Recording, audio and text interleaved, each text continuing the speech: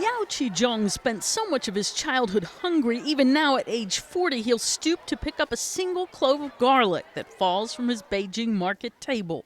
Yao may have left the countryside decades ago, but with food prices in China skyrocketing, he and his family still eat as peasants do, filling up on noodles with greens and cheap steamed buns. He limits himself to eating meat only around once a week, though he tries to give it to his children more often.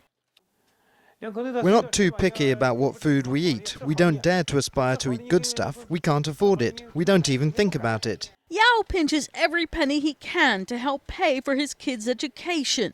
His ginger and garlic stall brings in about 2,000 yuan a month, the equivalent of $307, and just under a third of that goes to feed his family of 5. Across town, that 2,000 yuan a month is the food bill for architect Zhang Sheng and his family. The prosperous, like Zhang, who also runs his own design firm, can afford to be picky.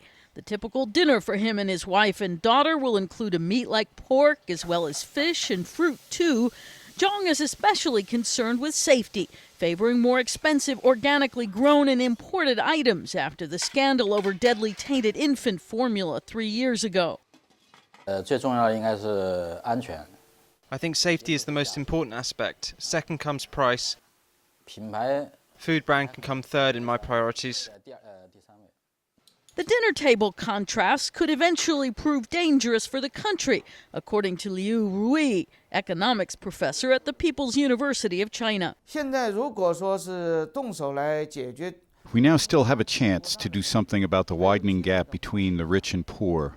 We can be optimistic if we start now, but if we miss this opportunity and do not address the issue of such big disparity, then we could see the surge of social unrest in the near future.